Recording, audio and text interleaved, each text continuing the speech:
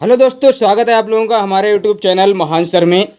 और दोस्तों, आज हम पढ़ने वाले हैं प्रस्तावना के बारे में। प्रस्तावना जिसको आप प्रियम्बल बोलते हैं इंग्लिश में। और प्रस्तावना जो है वो संविधान का एक ऐसा हिस्सा है, अगर आप पूरा का पूरा संविधान भी पढ़ लोगे ना, अगर आपने प्रस्तावना नहीं पढ़ी है तो समझ लो अभी तक आपने संविधान को बिल्कुल भी नहीं जाना है और बिल्कुल भी नहीं पढ़ा है। तो मैं कुछ बता देता हूं कि जो हिस्ट्री की क्लासें हैं वो ऑलरेडी कंप्लीट हो चुकी हैं। अगर वो आप देखना चाहें तो प्लेलिस्ट पे जाइए। प्लेलिस्ट में आपको हिस्ट्री का ऑप्शन मिलेगा जिसमें सारी क्लासें आपको मिल जाएंगी। और उसकी एक मैराथन की भी क्लास मैंने बनाई है 4, तो उसकी भी मिल जाएंगी। और पॉलिटी की क्लास ये आज शायद 10वीं क्लास हो, या मुझे कुछ याद नहीं 9वीं है कि 10वीं है। फ़िलहाल तो 8-10 क्लासें इसकी हो चुकी हैं। और ज्योग्राफी की भी क्लासें आपकी चल रही हैं, तो उनको भी आप पढ़ सकते हैं। और सारी की सारी क्लासें आपको ऐसी मिलेंगी कि आपको इस तरह का कंटेंट पूरे यूट्यूब पे तो क्या आपको कहीं भी देखने को नहीं मिल सकता है। तो अगर आप लोग वाकई पढ़ना चाहते हैं तो आप लोग हमारे चैनल से जुड़िए और अपनी पढ़ाई को आगे बढ़ाइए। तो शुरुआत करते हैं प्रस्तावना की। प्रस्तावना जिसके बारे में बताऊं, मतलब इसके बारे में जितना भी बताया जाए वो कम है। ये वो चीज़ है जो भारतीय संविधान को रिप्रेजेंट करती है। अगर आप एक नज़र में संविधान को देखना चाहते हैं कि वाकई हमारे संविधान में क्या है, तो आप प्रस्तावना को देख लीजिए। अगर आप चाहते हैं कि संविधान की मूलभूत बातें क्या हैं, तो आप प्रस्तावना को पढ़िए। अगर आप समझना चाहते हैं कि संविधान निर्माताओं की सोच क्या थी, तो आप प्रस्तावना को पढ़ लीजिए। अगर आपने ये पढ़ ली तो समझो आधे से ज़्यादा चीज़ें आपकी यहीं पे सॉल्व हो जाएंगी। बहुत सारी चीज़ें यहाँ पे सॉल्व हो जाती हैं। बहुत सारे केसेस हैं इसके बारे में। हालांकि मैं उन केसेस पे नहीं जाऊँगा क्योंकि मुझे उस लेवल का अभी नहीं पढ़ाना है। मुझे आपको नॉर्मली लेके चलना है। केसेस के बारे में अगर मैं डिटेल में जाऊँगा तब आपको रियलिटी में इसकी वास्तविकता समझ में आएगी। लेकिन मैं जहाँ तक होऊंगा नॉर्मली, और फिर भी रियलिटी से आपका थोड़ा बहुत परिचय कराऊंगा ही कराऊंगा। तो आगे बढ़ते हैं और प्रस्तावना को पढ़ने की कोशिश करते हैं। तो ये जो प्रस्तावना है जिसको हम प्रियम्बल बोलते हैं, क्या बोलते हैं दोस्तों? प्रियम्बल। तो ये कहाँ से ली गई है? सबसे पहले तो यही इसकी जान लेते हैं। देखिए, ये इसकी जो भाषा है इसमें 2 चीज़ें हैं। एक तो इसकी भाषा जो ली गई है, मतलब जो इसमें लिखा गया है, इसकी जो लैंग्वेज है वो ऑस्ट्रेलिया से ली गई है। लेकिन इसका जो विचार आया था ना, वो यूएसए से आया था सबसे पहले, कि यूएसए के संविधान में ये प्रस्तावना को डाला गया था। क्योंकि सबसे पहला जो संविधान बना है वर्ल्ड में वो मेरे ख्याल से तो यूएसए ही बना है। यूएसए ही ने अपना सबसे पहला संविधान बनाया था, उसके बाद फ्रांस ने बनाया था। तो सबसे पहला जो लिखित संविधान था वो यूएसए का था।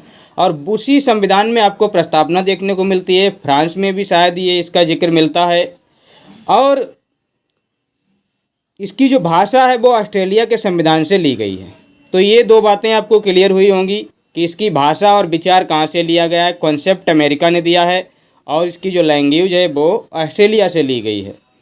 अब मूल संविधान में ये थी या नहीं थी, इसके बारे में बात करते हैं। तो सबसे पहले तो आपको पता ही है यूएसए में आई थी। तो मूल संविधान जो हमारा आया था वो 26 नवंबर 1949 को इसको क्या किया गया था? स्वीकार किया गया था। और 26 नवंबर 1949 को जो हमारा संविधान स्वीकार किया गया था, क्या प्रस्तावना उस संविधान में थी या नहीं थी, ये बात मैं आपसे पूछ रहा हूँ। तो प्रस्तावना उस टाइम पर आपकी थी। कैसे आपकी थी, आप समझने की कोशिश कीजिए। अब प्रस्तावना उस टाइम पर भी थी। अब उस टाइम पे देखिए एक शब्द आया था उद्देशिका, आपने पढ़ा होगा। अगर आप हिंदी मीडियम से हैं तो आपने उद्देशिका पढ़ा होगा। अगर आप इंग्लिश मीडियम से होंगे तो आपने रिजोल्यूशन पढ़ा होगा, ऑब्जेक्टिव रिजोल्यूशन पढ़ा होगा, उद्देश्य प्रस्ताव पढ़ा होगा।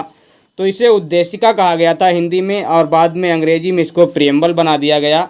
अभी जो उद्देशिका है ये 13 दिसंबर 1946 को जवाहरलाल नेहरू के द्वारा उद्देश्य प्रस्ताव के माध्यम से ये पेश होती है। उसी उद्देश्य प्रस्ताव को आप ऑब्जेक्टिव रेजोल्यूशन कहते हैं। उसी उद्देश्य प्रस्ताव को उद्देशिका कहा जाता है, जिसको 22 जनवरी 1947 को मंजूरी मिल जाती है कि हाँ ये संविधान में होना चाहिए। और ये 13 दिसंबर क्या है, ये संविधान सभा जब हमारी चल रही थी तो उसमें एक मीटिंग 9 तारीख को हुई थी, एक मीटिंग 11 तारीख को हुई थी, और तीसरी मीटिंग हमारी 13 दिसंबर 1946 को हुई थी, जिसमें ये उद्देश्य प्रस्ताव पेश किया गया था। और ये 22 जनवरी 1947 को इसको स्वीकार कर लिया गया था। समझ में आ रही हैं बातें? प्रस्तावना प्रस्तावना ये मतलब ये किस तरह का एक कॉन्सेप्ट है, ये किस तरह की है। तो ये देखिए, ये भूमिका की तरह होती है। मतलब एक भूमिका जिस तरह की किसी कैरेक्टर की किसी भी एक प्ले में एक भूमिका होती है, उसी तरह हमारे संविधान में इस प्रस्तावना की जो भूमिका है ये उसको दर्शाती है। अब इसमें पूरी बात, इसमें जैसे आप कोई मूवी देख रहे हैं तो उसके शुरुआत में ही कुछ ऐसी चीज़ें दिखाई जाती हैं जिससे आपको पता लग जाता है कि इस मूवी में क्या क्या होने वाला है। तो ये उस भूमिका का काम करती है, उस पूरी के पूरे संविधान को वर्णित करने की कोशिश करती है। क्या है, भूमिका की तरह होती है जो संविधान की विषय वस्तु को अभिव्यक्त करती है। एक इंट्रो टाइप में है और ये पूरे संविधान को वर्णित करती है कि इसमें एक्चुअल में है क्या, संविधान में किन किन बातों पे इसमें चर्चा की गई है, किन किन बातों को लेके इसमें विवेचना की गई है। अब प्रस्तावना के बारे में कुछ कथन है दोस्तों, कुछ स्टेटमेंट हैं दोस्तों, वो स्टेटमेंट जानना बहुत ज़रूरी है। कभी कभी डायरेक्ट क्वेश्चन स्टेटमेंट से पूछ लेता है कि ये फला स्टेटमेंट किसने दिया है, तो आपको फला स्टेटमेंट पता होना चाहिए किसका है। तो ये एक पहला आपका जो स्टेटमेंट है, क्या लिखा है, प्रस्तावना को राजनैतिक जन्मपत्री कहा गया है। प्रस्तावना को राजनैतिक जन्मपत्री, और ये किसने कहा है, के.एम. मुंशी एक जो हैं, जो कि आपके के.एम. मुंशी आपको उसमें भी मिलेंगे जो आपकी प्रारूप समिति थी, जिसके संविधान सभा की जो प्रारूप समिति थी, और डॉक्टर भीमराव अंबेडकर उसके अध्यक्ष थे, तो उसमें भी ये मिलते हैं। और प्रस्तावना को संविधान की आत्मा किसने कहा है, तो ठाकुर दास भार्गव जी हैं। एक ये भार्गव हैं, एक तरीके से इनका भार्गव नाम है, तो एक तरीके से महात्मा जैसे लगते हैं, और महात्मा जो लगे तो उसमें तो आत्मा होती है, तो इस हिसाब से आप थोड़ा सा कनेक्ट कर पाएंगे। प्रस्तावना को संविधान की आत्मा किसने कहा, ठाकुर दास भार्गव। भार्गव बोले तो थोड़े महान आत्मा व्यक्ति लगते हैं, तो इस तरह से आप याद भी कर सकते हैं। और संविधान और क्या है, प्रस्तावना को संविधान की कुंजी किसने कहा है, तो अर्नेस्ट बारकर ने कहा है। ठीक है, कुंजी किसने कहा है, अर्नेस्ट बारकर ने। तो ये एक अंग्रेज हैं जिन्होंने क्या कहा है, संविधान की जो प्रस्तावना है उसको एक कुंजी की तरह माना है कि ये मतलब पूरे संविधान की एक चाबी है।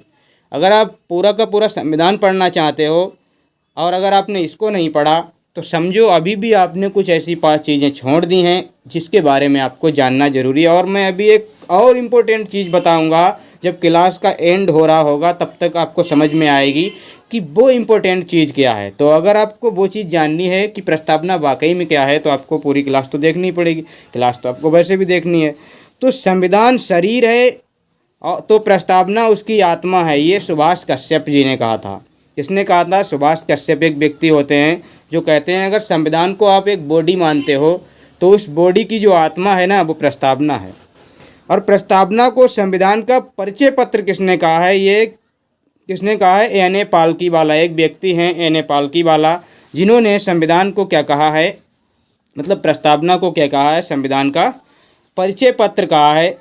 आगे बढ़ते हैं दोस्तों और आगे आपको दिखाते हैं कि ये संविधान में जो दी गई है वो किस तरह से है। हालांकि इसका संविधान के किसी भी अनुच्छेद में इसका जिक्र नहीं मिलता है, तो इस पर भी बात होगी आगे चल कि ये जिक्र नहीं मिलता है तो क्यों नहीं मिलता है। भारतीय संविधान की प्रस्तावना क्या है, तो प्रस्तावना है क्या, एक बार उसको पढ़ लेते हैं। तो ये मैं पूरा का पूरा कट कॉपी पेस्ट करके लाया हूँ, हूबहू जैसा कि किताबों में मिलता है वैसा ही मैंने कट कॉपी पेस्ट कर लिया है। बस उसे सजा थोड़ा अपने तरीके से दिया है, थोड़े अपने तरीके से लगा दिया है। अब देखिए क्या लिखा है, हम भारत के लोग। पहली ही लाइन इतनी इम्पोर्टेंट है कि हम भारत के लोग, हम मतलब पूरे कंट्री की बात कर रहे हैं कि हम भारत के लोग, इंग्लिश में इसको बोलते हैं बी द पीपल। तो हम भारत के लोग भारत को एक संपूर्ण प्रभुत्व, क्या लिखा है, संपूर्ण प्रभुत्व संपन्न समाजवादी पंथ निरपेक्ष लोकतंत्रात्मक गणराज्य बनाने के लिए तथा उसके समस्त नागरिकों को किस तरह के न्याय, सामाजिक आर्थिक राजनीतिक न्याय, विचार अभिव्यक्ति विश्वास एवं धर्म की उपासना की स्वतंत्रता, प्रतिष्ठा एवं अवसर की समता प्राप्त करने के लिए तथा उन सब में व्यक्ति की गरिमा और राष्ट्र की एकता और अखंडता सुनिश्चित करने वाली बंधुता बढ़ाने के लिए दृढ़ संकल्प होकर अपनी इस संविधान सभा में आज तारीख 26 नवंबर 1949 को एतद द्वारा इस संविधान को अंगीकृत, अधिनियमित और आत्मार्पित करते हैं।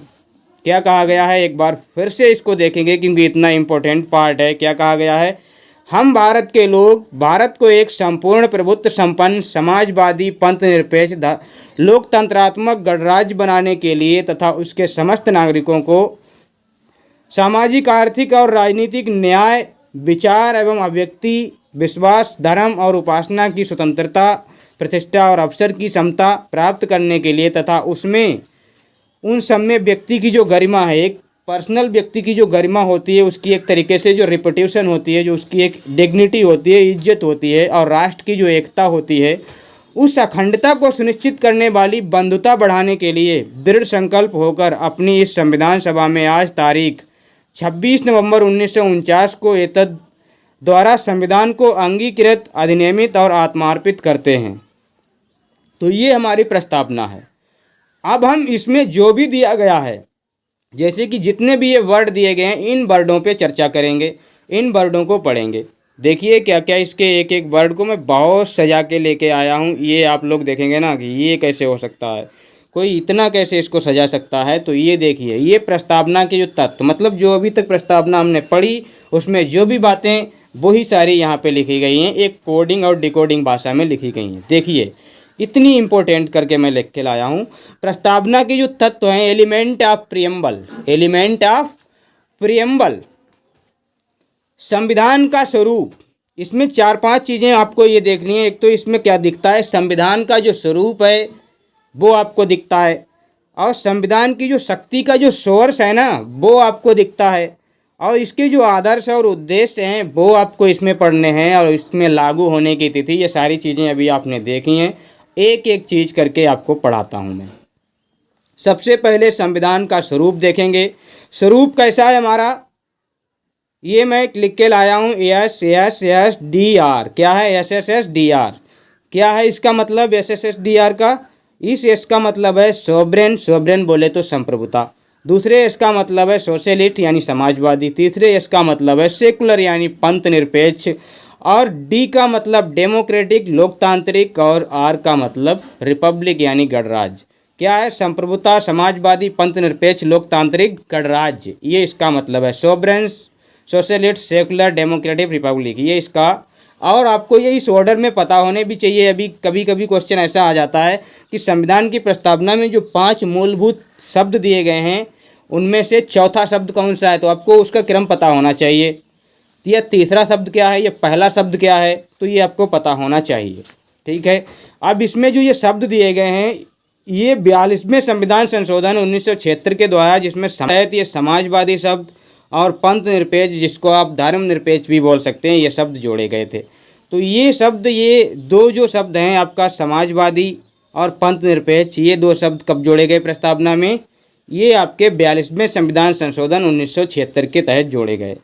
अब इसकी शक्ति की बात करते हैं। भारत की जो संविधान की जो शक्ति है उसका स्रोत क्या है। जैसे कि आप देखेंगे भारत का जो संविधान है उसमें आपकी न्यायपालिका है, कार्यपालिका है, आपकी विधायिका है, संसद है, बहुत सारी चीज़ें हैं। तो उसमें और संविधान में मतलब सबसे ज़्यादा पावर जो संविधान को देता है वो कौन देता है, तो वो पावर आपको कहीं से नहीं मिलती है, वो पावर आपको मिलती है भारत की जनता से। क्योंकि संविधान की जो प्रस्तावना है वो सबसे पहला वर्ड यही बोलती है, हम भारत के लोग।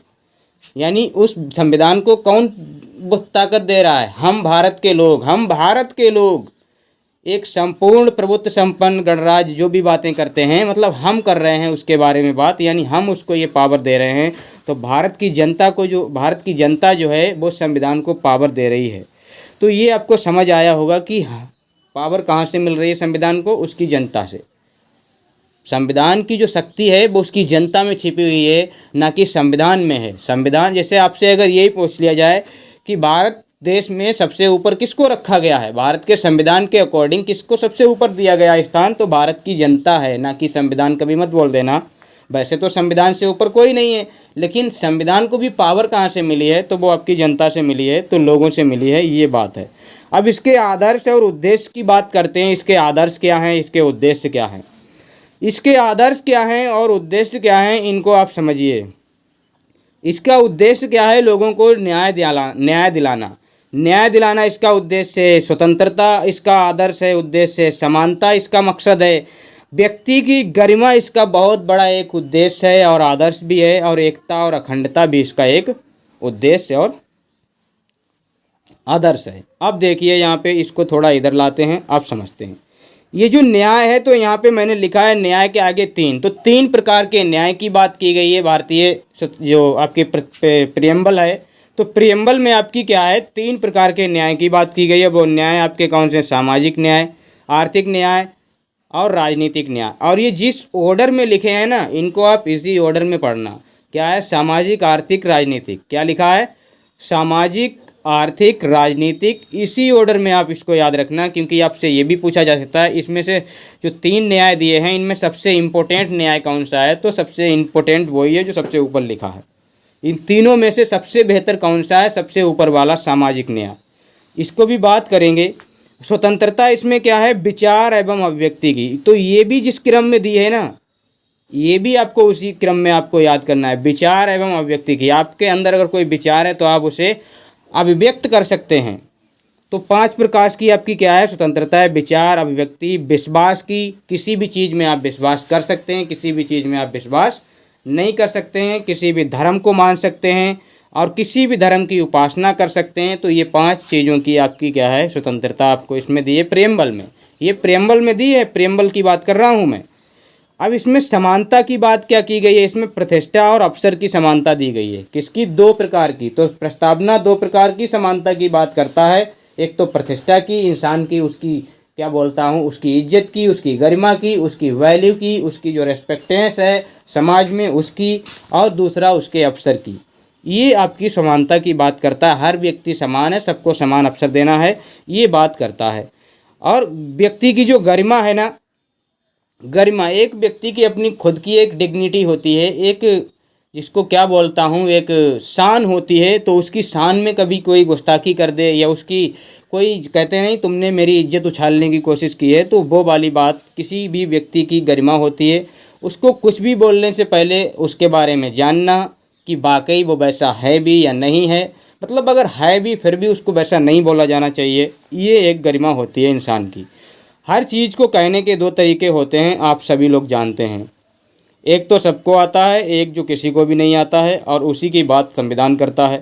तो व्यक्ति की गरिमा, एकता और अखंडता, एकता और अखंडता की भी बात करता है। यानी कि आप कोई ऐसी एक्टिविटी भी ना करें जिससे भारत की, देश की एकता और अखंडता चूर चूर हो जाए। और ये एकता और अखंडता की जो बात है, ये भी 42वें संविधान संशोधन 1976 के तहत ही जोड़ी गई। यानी कुल मिला के जो 42वां संविधान संशोधन आया, उसमें ये तीन वर्ड प्रस्तावना में दिए गए हैं। क्या है, समाजवादी, पंथनिरपेक्ष और अखंडता, ये शब्द आपके जोड़े गए हैं। तो आपको एक एक पॉइंट आपको समझ आया होगा, एक एक शब्द आपको समझ आया होगा।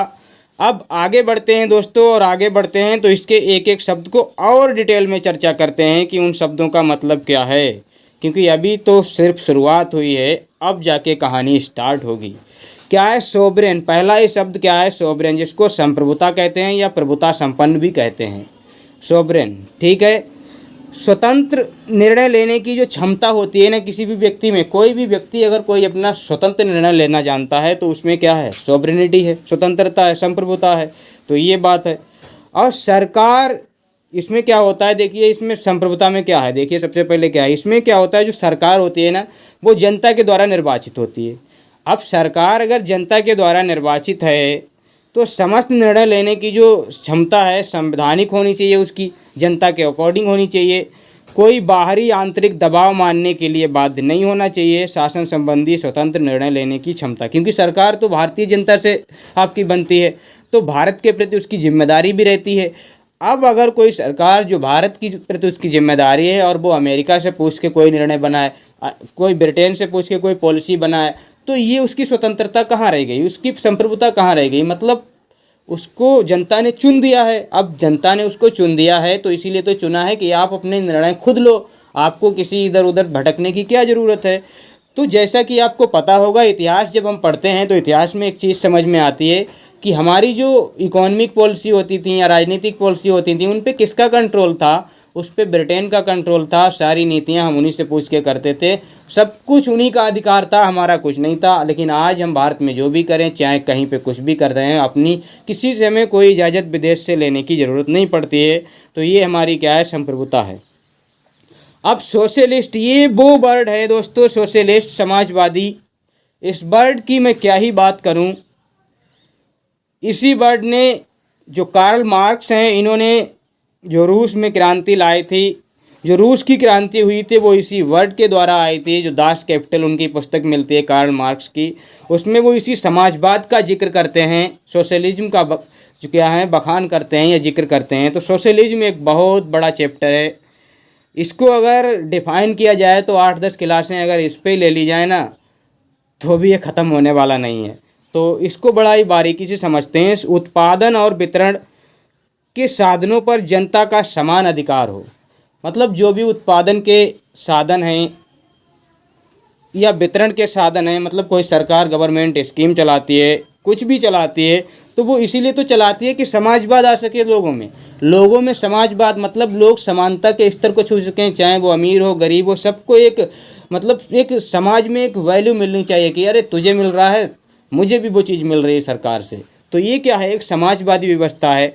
समान जनता का समान अधिकार हो उत्पादन एवं वितरण के साधनों पर। जो भी सरकार वितरण करे, उत्पादन करे, उस पर जनता का समान अधिकार होना चाहिए। मूल संविधान में इसका उल्लेख नहीं था, क्योंकि मैंने अभी बताया इसको 42वें संविधान संशोधन 1976 के द्वारा जोड़ा गया था। और भारत में जो समाजवाद का मतलब है वो लोकतांत्रिक समाजवाद है। लोकतांत्रिक समाजवाद भारत में क्या है, लोकतांत्रिक समाजवाद है। कि लोकतांत्रिक बोले तो जनता में समाजवाद आना चाहिए। केवल ऐसा नहीं है कि समाजवाद का केवल शब्द में दे दिया है। ये लोकतांत्रिक समाजवाद से मतलब जनता में समानता आनी चाहिए। एक जनता को क्या है, समान अधिकार होते हैं और जनता में समान वितरण, समान उत्पादन के साधनों पर अधिकार होना चाहिए। तो ये इसमें क्या है, लोकतांत्रिक समाजवाद से है। और लोकतांत्रिक समाजवाद क्या कहता है, जनता का जो डेवलपमेंट है ना, भारत का जो डेवलपमेंट है, जो लोग पिछड़े हैं उनका डेवलपमेंट करना है, सबको एक लेवल में लाना है, सबके साथ विकास करना है। और जो नीचे मतलब कतई निचले तबके के हैं उनको भी धीरे धीरे ला के उनको एक ऐसी पॉलिसी, मतलब एक ऐसे लेवल पे ले आना है कि वो मेन स्ट्रीम में आ जाएं, मेन धारा में आ जाएं, मुख्य धारा में आ जाएं। अब इसमें जो बात की गई है वो किसकी है, आर्थिक समानता की बात ज़्यादा की गई है। किसकी, लोकतांत्रिक समाजवाद है। और लोकतांत्रिक समाजवाद में भी क्या है, आर्थिक समाजवाद की बात है। और आर्थिक समाजवाद क्या कहता है दोस्तों, आय के मध्य असमानता को दूर करना। जो आय है ना, कोई इंसान बहुत ज़्यादा कमा रहा है, कोई इंसान बहुत कम कमा रहा है, किसी इंसान के पास बहुत कुछ है, किसी इंसान के पास खाने को रोटी नहीं है। और भारत में तो आपको दिख ही रहा होगा कि कैसी स्थिति है। तो इस असमानता को दूर करना, इसी को आपका क्या है, लोकतांत्रिक समाजवाद कहते हैं या आर्थिक समाजवाद भी कहते हैं। और जीवन स्तर की असमानता को दूर करना, जीवन स्तर की असमानता, जब आय की असमानता दूर होगी तो जीवन स्तर की असमानता दूर होगी, क्योंकि जिसका आय में ही अंतर है तो उसके जीवन के स्तर में भी अंतर होगा ही होगा। तो ये समाजवाद, फिलहाल तो ये बहुत बड़ा चैप्टर है, हमें इसमें संविधान पढ़ रहे हैं। आगे बढ़ते हैं। इसके बाद जो दूसरा आपका पॉइंट आता है वो क्या है, दूसरा जो इसका पॉइंट है वो सेकुलर है। सेकुलर बोले तो पंथ निरपेक्ष, क्या है, सेकुलर, जिसका मतलब होता है पंथ निरपेक्ष यानी कि धर्मनिरपेक्ष। और ये शब्द भी आपका 42वें संविधान संशोधन 1976 के द्वारा ही जोड़ा गया है। बिल्कुल ठीक बात है, अगर इसके तहत जोड़ा गया है, ठीक है। और भारत, इसमें क्या क्या कहा गया है उसको आप समझिए। भारत एक धर्मनिरपेक्ष राज्य है। India is a secular country. क्या लिखा है, India is a secular country. Bharat एक धर्मनिरपेक्ष राज्य है। भारत का कोई राजकीय धर्म नहीं है। The state of India has no religion. Bharat जैसे राज्य का कोई धर्म नहीं है। द स्टेट ऑफ इंडिया, उसका कोई भी धर्म नहीं है। और भारत में विभिन्न धर्मों के लोग रहते हैं। भारत सभी धर्मों का सम्मान करता है, सभी धर्मों की उन्नति में योगदान देता है, किसी भी धर्म में आस्था नहीं रखता है। ये सारी बातें इसमें की गई हैं। क्या है, भारत की सीधी सीधी बात आप समझिए, भारत एक धर्मनिरपेक्ष राज्य है। भारत किसी भी धर्म को नहीं मानता है, मतलब कि उसका कोई भी धर्म नहीं है। भारत के राज्य का कोई भी धर्म नहीं है। और भारत में विभिन्न लोगों जो लोग रहते हैं ना, वो अलग अलग धर्म के लोग रहते हैं। और भारत सभी धर्मों का क्या है, सम्मान करता है, लेकिन वो आस्था किसी में नहीं रखता, मानता किसी को भी नहीं है, बस उनका सम्मान करता है, उनसे कोई मतलब नहीं रखता है, लेकिन उनका सम्मान करता है। और सभी धर्मों की उन्नति में योगदान भी देता है। कोई भी धर्म हो उसके लिए अपना क्या है, वो योगदान भी देता है, लेकिन आस्था किसी में भी नहीं रखता है। आप समझ गए होंगे कि कहना क्या चाह रहे हैं और इसमें लिखा क्या गया है। अब जो आपका चौथा एक वर्ड है डेमोक्रेटिक, जिसको लोकतांत्रिक भी कहते हैं। क्या कहते हैं? लोकतांत्रिक, विधि का शासन, rule of law. Rule of law इसको बोलते हैं, विधि का शासन बोलते हैं। और विधि का जो शासन है वो क्या बोलता है? विधायिका, लेजिस्लेचर, कार्यपालिका, एग्जीक्यूटिव, जुडिशरी।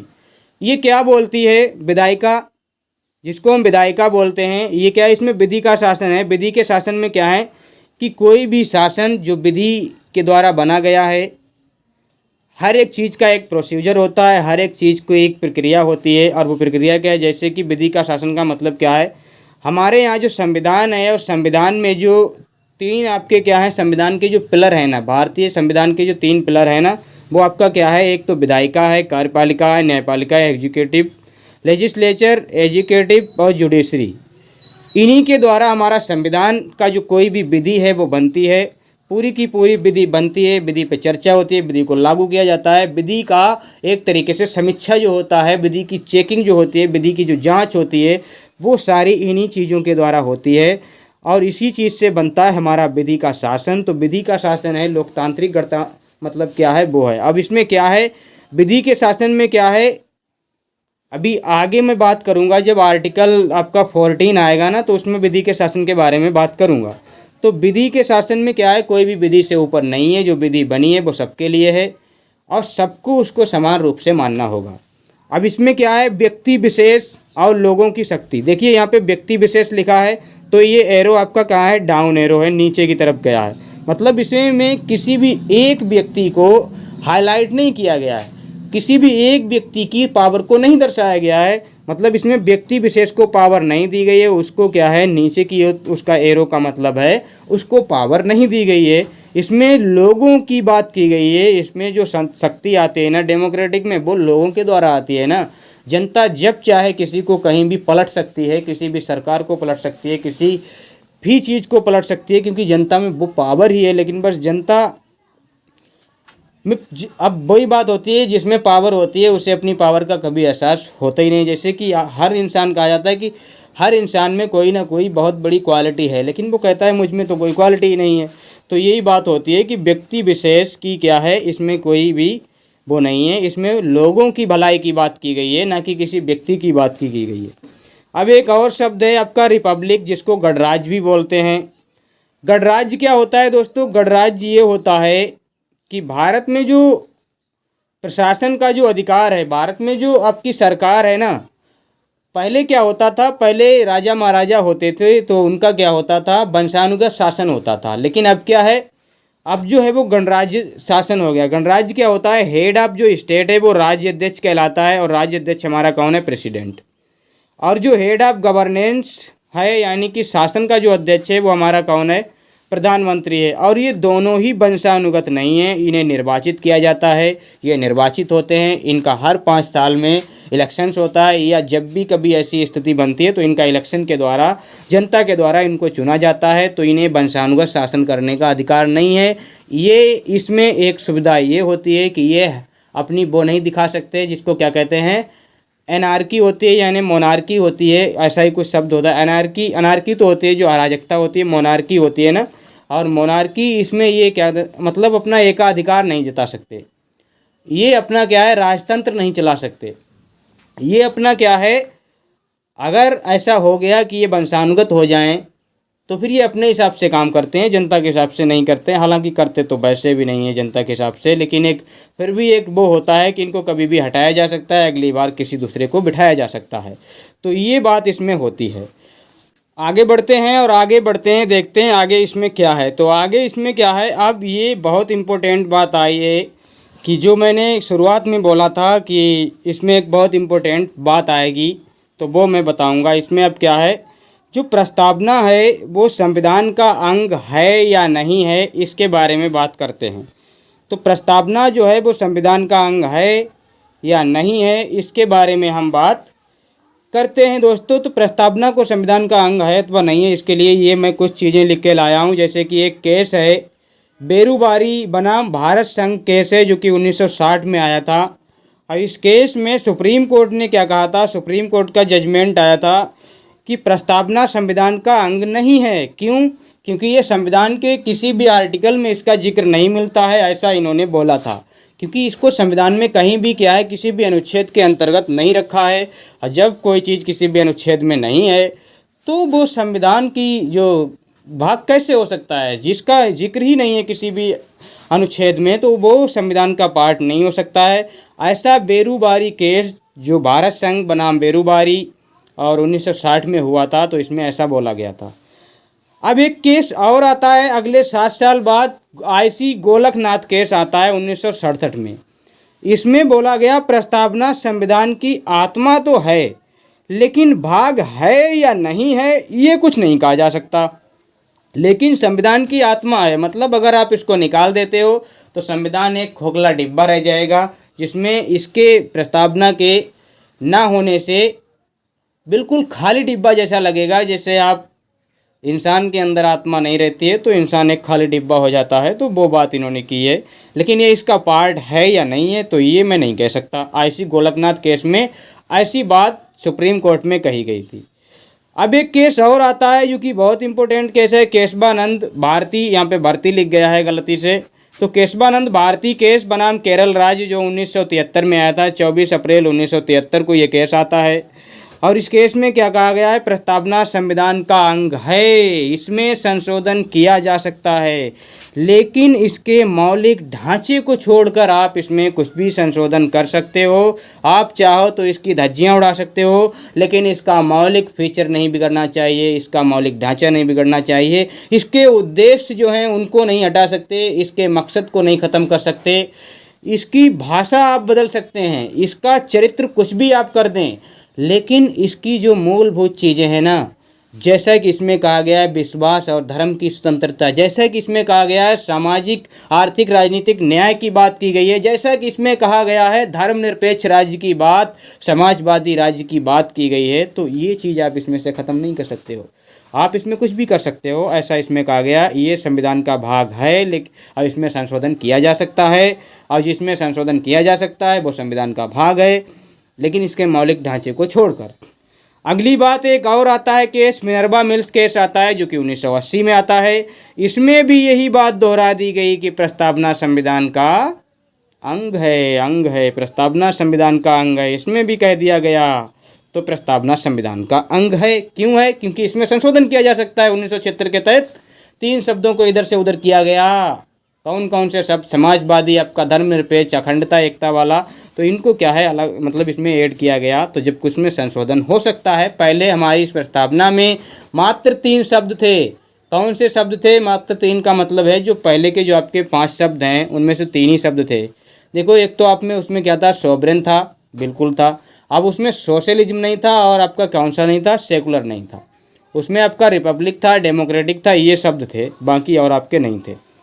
अब एक केस और आता है, ASR बम्बई केस बनाम यूनियन बैंक ऑफ इंडिया। उसमें कहा गया है पंथ निरपेक्षता संविधान का मौलिक ढांचा है। पंथ निरपेक्षता, जो सेकुलर सिस्टम है ना भारत का, जो सेकुलरिज्म, ये भारत का मौलिक ढांचा है। आप इससे छेड़छाड़ नहीं कर सकते। अगर कोई भी ऐसा करना चाहता है कि भारत को जो क्या है सेकुलर की जगह पे धर्मनिरपेक्ष राज्य बना दे, मतलब जैसे धर्मनिरपेक्ष राज्य की जगह वो कोई धार्मिक राज्य की स्थापना करना चाहे, तो ये संविधान के मौलिक ढांचे के खिलाफ है, और उस पर सख्त से सख्त कार्रवाई हो सकती है। और उस चीज़ को, पहली बात तो उसको, जो भी इस चीज़ को करना चाहेगा वो चीज़ सुप्रीम कोर्ट उसको खुद वायलेट कर देगा, सुप्रीम कोर्ट खुद उसे अलग कर देगा। तो ASR बम्बई केस जो यूनियन बैंक ऑफ इंडिया 1994 में आया था, उसमें एक तो आपको याद होना चाहिए किसमें कहा गया था कि धर्मनिरपेक्षता संविधान का मौलिक ढांचा है। तो 1994 का केस जो आया था उसमें कहा गया था ASR बम्बई बनाम यूनियन बैंक ऑफ इंडिया। अब एक केस आता है LIC केस। एक तो देखिए LIC केस और IC गोलकनाथ केस, इनको कन्फ्यूज मत कर देना। LIC केस 1995 में आया, इसमें भी यही कहा गया कि प्रस्तावना संविधान का भाग है, प्रस्तावना को संविधान से नहीं हटाया जा सकता, प्रस्तावना को संविधान से अलग नहीं किया जा सकता, ये इसमें बात की गई है। अब एक जो इम्पोर्टेंट बात है मैं आपको कह देना चाहता हूँ प्रस्तावना के बारे में, जब भी ऐसे ये केस जो आते हैं, ये सारे केस ऐसे केस आते हैं, और मान लीजिए एक एग्जांपल ले लेते हैं, कोई एक ऐसा केस आ गया जिसमें एक वकील ये है और एक वकील ये है, और दोनों ही वकील अपने अपने तर्कों को दे रहे हैं, और दोनों ही वकील अपने तर्क जो दे रहे हैं वो दोनों ही वैलिड लगते हैं कानून की तरफ से, सबूत की तरफ से, या जो भी बात करते हैं वो दोनों के दोनों तथ्य आपके वैलिड हैं। अब ऐसे में जज क्या करे, जज किस तरफ का फैसला सुनाए, क्या करे जज? तो ऐसे में जब कंफ्यूज हो जाता है बड़े बड़े जज, जब संविधान जब कभी भी कंफ्यूज हो जाते हैं कि हमको आखिर फैसला किसके पक्ष में देना चाहिए, बात ये भी वही कह रहे हैं और बात इनकी भी सही है, इनकी भी सही है, तो फैसला क्या होना चाहिए? ऐसी स्थिति में जब जज साहब कंफ्यूज हो जाते हैं तो जज साहब क्या करते हैं, इस प्रस्तावना को पढ़ते हैं जाके, और प्रस्तावना को एक बार अच्छे से रीड करते हैं, और प्रस्तावना को जब रीड करते हैं तब उनको समझ आता है कि हमको क्या करना चाहिए। तो बड़े बड़े जज जब फंस जाते हैं किसी केस में तो वो प्रस्तावना को पढ़ते हैं और वहाँ से उनका कुछ निकल के आता है कि हमको क्या करना चाहिए। हमको ये चीज़ बिल्कुल क्लियर होनी चाहिए कि प्रस्तावना का हनन नहीं होना चाहिए, आप फैसला कुछ भी दें तब जाके ये फैसला अपना सुनाते हैं। तो प्रस्तावना बहुत इम्पोर्टेंट है, आपको ये बात समझ में आ गई होगी। अब दोस्तों आगे बढ़ते हैं, और आगे बढ़ते हैं, आगे क्या आप लास्ट में ही आ गए हैं, अब कहाँ तक आगे बढ़ेंगे। तो क्लास आपको कैसी लगी है, क्लास आप लोग बताइएगा। अगर अच्छी लगी है तो एक लाइक कर दीजिएगा, और अगर चैनल पे नए थे तो चैनल को सब्सक्राइब कर लें और बेल आइकन को प्रेस कर लें ताकि वीडियो की नोटिफिकेशन आप लोगों को मिल सके। और हमारा एक PDF के लिए हमारा एक चैनल है, टेलीग्राम चैनल है जिसका नाम महान सर है, तो आप इसको भी सब्सक्राइब कर सकते हैं और इसको भी ज्वाइन कर सकते हैं, जिससे आपको PDF वगैरह मिलती रहें। तो मिलते हैं फिर किसी नेक्स्ट वीडियो में, तब तक के लिए धन्यवाद।